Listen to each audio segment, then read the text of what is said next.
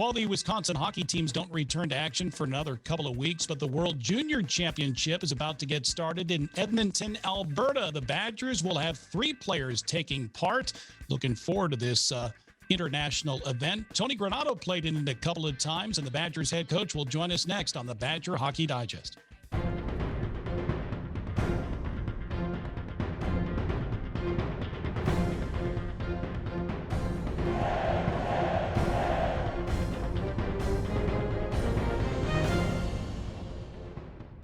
Well, the Wisconsin Badgers will return to action soon. In the meantime, there are a couple of Badgers who will play for the United States in the World Junior Championship, another for Hockey Canada coming up in Edmonton, Alberta. The World Junior Championship features the best hockey players in the world, 20 years old and younger. And joining us now is a man who once played in the World Junior Championship, in fact, twice in 1983 and 1984, head coach Tony Granato. And Tony, hockey fans know how important this tournament is, but I'm not sure the general public knows how important this tournament is, especially being played in Canada, where fans up there are hockey nuts. You know what? This is almost like a Stanley Cup to them. This World Junior thing is their baby or their bread and butter for their hockey entertainment for the year. So they look forward to it. They look at all their young players and prospects that are going to potentially be in the NHL as kind of their showcase and kind of their groundbreaking type of come out of the amateur status and get close to being ready for pro. So if you have a draft pick on an NHL team, your city's watching that player. So Dylan Holloway's an Edmonton draft pick. He's going to Edmonton to play, for the World Junior Championship. So every Edmonton Oiler fan in Canada and in the United States are fired up to see how close he is and know that that's the future of the Edmonton Oilers is a player like Dylan Holloway. So it's a big tournament. It really is. It's gotten bigger and bigger every year. The really nice thing about it is it used to be Canada's tournament and then maybe Russia, maybe Sweden. When you got Finland, the U.S. has climbed to be a national contender for every international tournament as far as having a team that can go in there and is as talented as the other team that has a really good chance to win. The Czechs and Slovaks always put together good teams as well. So it's going to be an entertaining tournament, as always. And fortunately for us, like most years, we have players involved in it. And we get Caulfield, Dylan Holloway battling. Those two teams, they're 2 elite players on their teams, but both of those teams are expected to medal. So it'll be entertaining to watch them. And former Badger Alex Turcotte will skate for Team USA as well. This year will mark the 37th time in 45 years of the World Junior Championship that a Badger will play in the tournament. And for Cole Caulfield, this is his second go at it. Last year in 5 games with the U.S., he had a goal and 2 assists. The Americans did not medal, but I would assume he would have a more extensive role with Team USA and their head coach, Nate Lehman. Yeah, I don't think there's any doubt about that. I think last year, those guys won. Turk won as well as a young player. And as an 18-year-old, that's a big tournament. Not only is it a big stage, but you're playing against, a birth year that's older than you by a year. You're playing against the best players in the world. And it is not an easy tournament for the younger players to jump in and just have great success. So I think it was a learning curve for them. It didn't go well. The team didn't do well last year from the American standpoint. But both Cole and Alex came back last year. And it was really an eye-opener for them. And I know that all year long they've been preparing and understanding what they needed to do to be better prepared and ready for a good showing this year. So Cole's been on a mission all year on how he's played. I think he's off to a great start with us. He's got 10 games under his belt and 10, and for the most part, I think he's played really, really well. So he should be going into that tournament really confident. He will definitely be a big-time player for Team USA. And I'm looking, like I said before, I'm looking forward to watching our guys because, you put Dylan, who only had 2 games with us, but he trained with us, all summer. He was in great shape, and his 2 games against Notre Dame, he's probably the best player on the ice. So he's certainly ready to have a great showing as well. So I mean, I look forward to it in a big way. Yeah. Cole Caulfield, by the way, 6 goals in 10 games as a sophomore after leading the Big Ten and scoring a year ago and potting 19 as a freshman. You know, since winning gold in 2004 with Mike Eaves as the head coach, Jake Dowell, Jeff Likens, and Ryan Suter on the United States squad, the Americans have medaled 9 times in this tournament. 3 times the Badgers had captains for Team USA that won the gold. Derek Stepan in 2010, Jake McCabe in 2013, Luke Cunnan in 2017.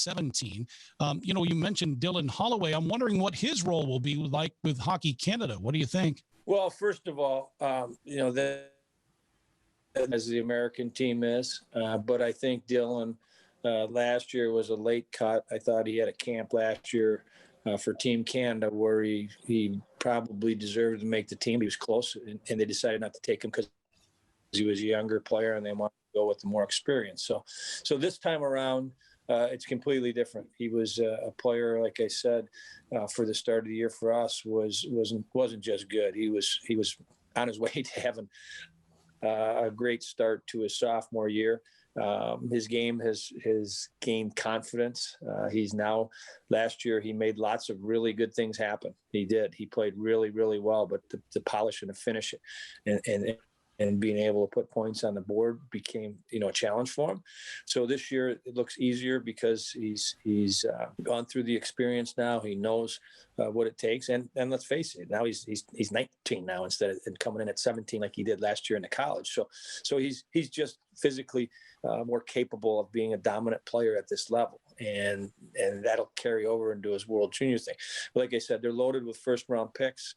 What his role will be on the team, what I think the coach sees in him is a versatile guy that can play all 3 forward positions. He can kill penalties, be on the power play. He can be a net front on the power play. He can be a half wall guy or a pocket guy. So he's got a lot to offer. And I think that, you know, like I said, playing a couple games and being here with us for training camp and throughout 4 or 5 months to get in shape, I think he's a little bit ahead of the rest of the players. So hopefully that'll give him an opportunity early in the tournament to show the coach that he can play top line minutes and be extremely productive for them and you know, like I said, I think he's set up for a really big tournament. As I mentioned, Tony Granato played in the World Junior Championship before twice. Mark Osiki has been an assistant coach and a head coach at the World Juniors. And Mark Strobel, another member of your staff, has played in this event too. Do you recall what it was like back in 83 and 84? It wasn't that long ago, really, was it?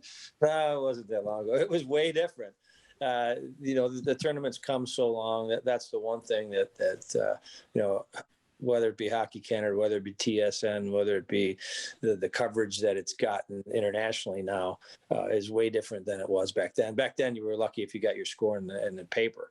But what happened for us is we played a game here at Wisconsin on a Friday night, and we finished the game. We packed our bag up. We jumped in a van with Rob Mallory. We drove to O'Hare Airport, and we got on the plane.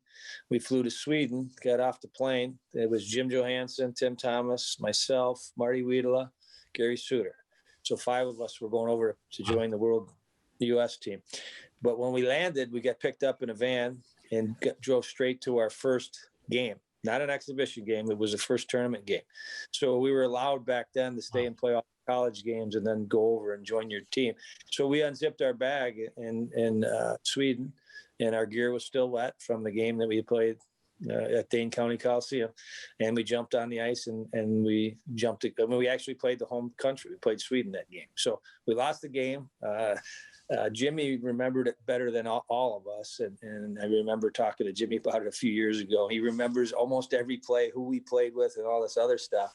I just remembered putting on wet gear and joining the World Junior team that way. So we finished I think we finished in 6th that year. So it was pre U.S. domination, or we were just kind of happy to be part of the tournament.